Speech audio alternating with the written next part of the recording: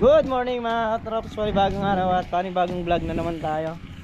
At ayan, habang nag-grass cutter si Meltong vlog titingnan ko yung isang grass cutter dito. Check natin kung ano yung mamaya kagaya nung isa kahapon. Kaya hindi namin makatino dahil nga yung salak nung yung sira na. So ngayong araw ayan at ating bubuksan itong isang grass cutter para magamit.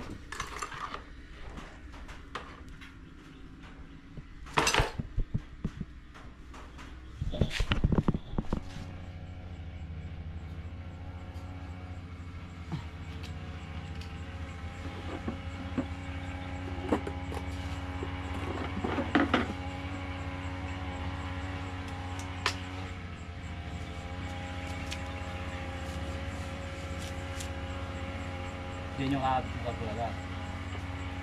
Tatanggalin mo yan.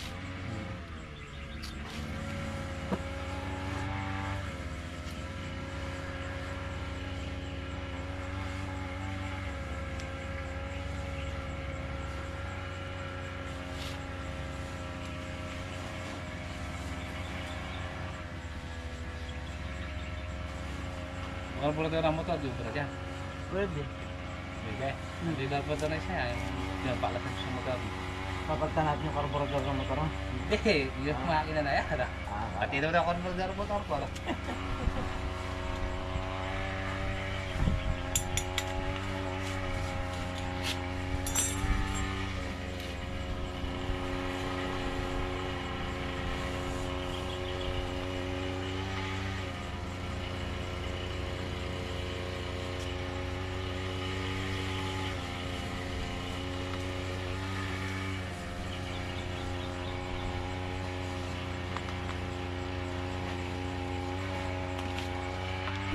Sorry naman, hindi ka nang nahuli.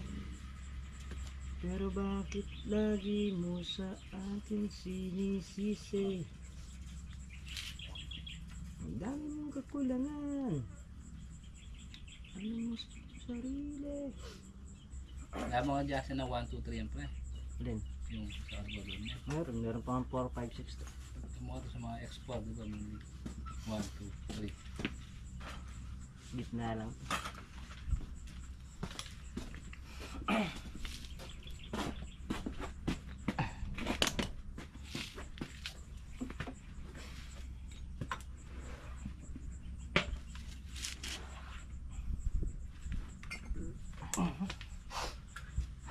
Ba't na iman dito yung aso? Babalikan nila. Asan ba? Bumili lang sila.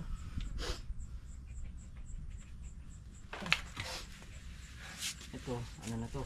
Sira na yung gas na to.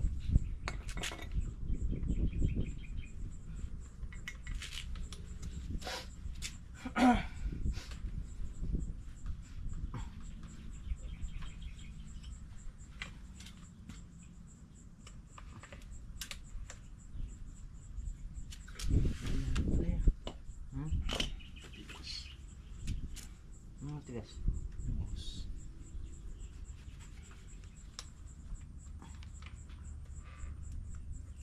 Ayun.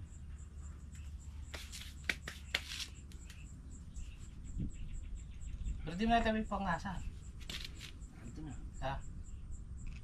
May mga bulak doon. Yung mga nakahilarang bulak.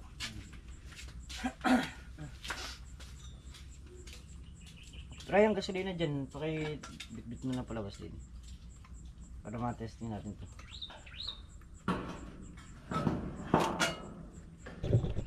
So yun, testing ni paring Carlo yung dami grass cutter.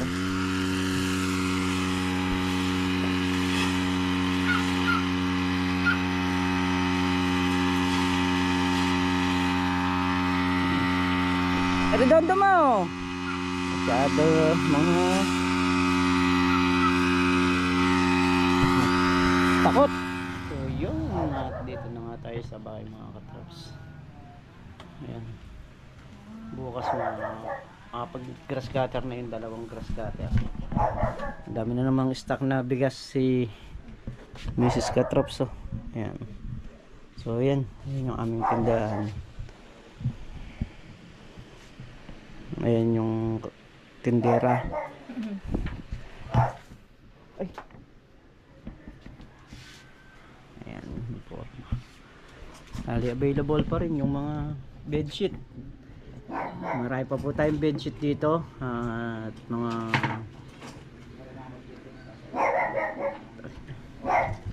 bedsheet saka ternos. Ayan, mga ternos marami pa rin po rito.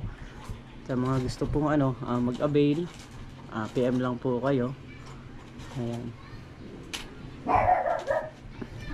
Tumatagal. Yung gas sa yun.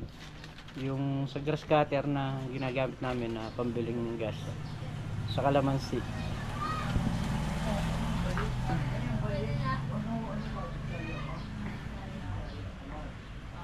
Siguro yung kalamansi kung mga 300 lang may gastos na. Ganun naman talaga yung kalamansi eh. Nagastos yan talaga sa una.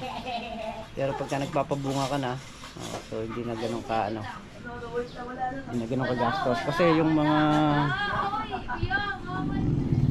pakaingay ng mga bisita namin mga alaga namin. Yan yung kalamansi gaya nyan, ganun na nga yung siguro estimate ko, mga ganun na kalaki yung gastos.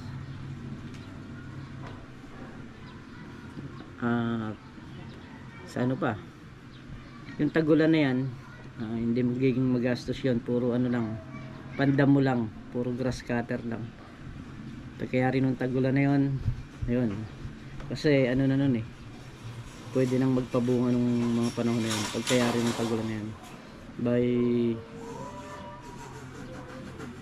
September siguro. Bibira na natin yon September, October, November, December, mga 6 January yun. Ayan, at sa kaya na eleksyon sa Martes merong pupuntang viewers dito para bumili naman ng kalamansi. So dito ko siya ititingin kay Parugtong. Tutulungan na lang nating mamili. So ituturo na rin natin kung may mga bulugan man na nakatubo, tatanggal natin.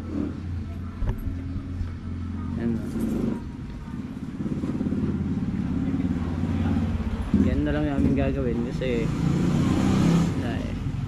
gusto raw magtanim kahit dun sa likod ng bahay. So maluwang naman yung taniman nila, nasa 1 hectare na sinasabi.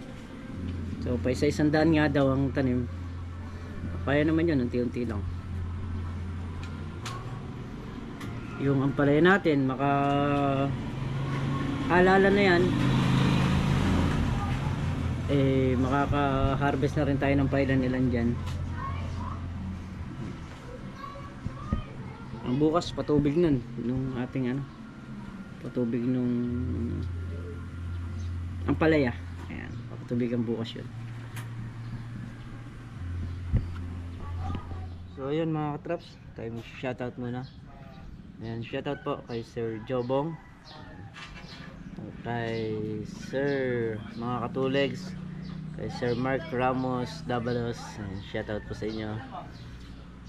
Kay Tita Mercy Jabar at kay Ate Marites Sabado. Ayan, shoutout po sa inyo. Kay Ate Shirley Jimenez. Ayan, shoutout po.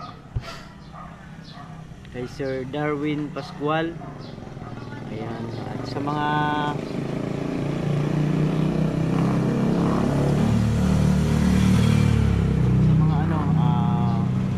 bagong mga viewers natin. Ayan, shoutout po sa inyo. At syempre po, lubos po ako nagpapasalamat sa lahat dahil hanggang ngayon po, so ako po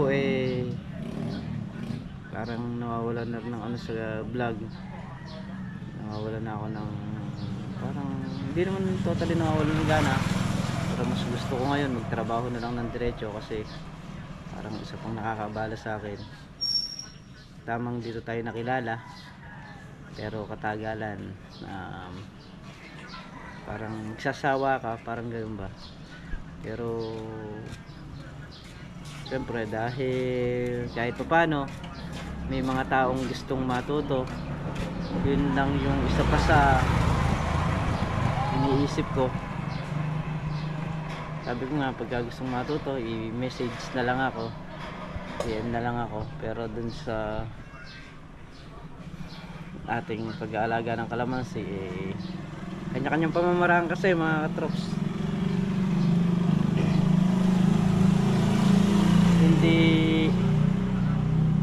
Hindi eka nga pare-parehas yung pamamaraan namin sa pag-aalaga ng kalamansi.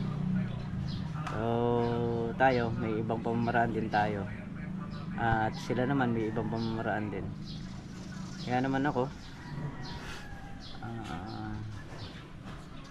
mas naging komportable na rin ako ngayon din sa alaga ko, at yun na lang yung pupukusan ko. Ayan, yung mga nasa lean farm, yun na lang siguro. So tuturuan natin yung mga gustong matuto, para naman makapag-share tayo sa kanila.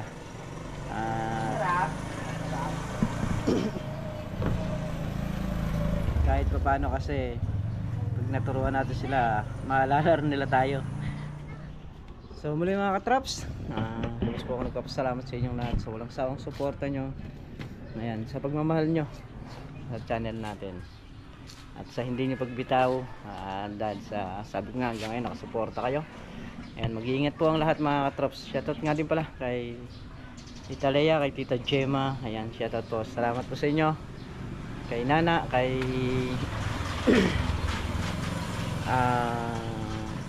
Ate Donna. Ayan, maraming salamat po sa inyong lahat. At ingat po lahat palagi. Profesional po kayo na po. Babay po sa lahat.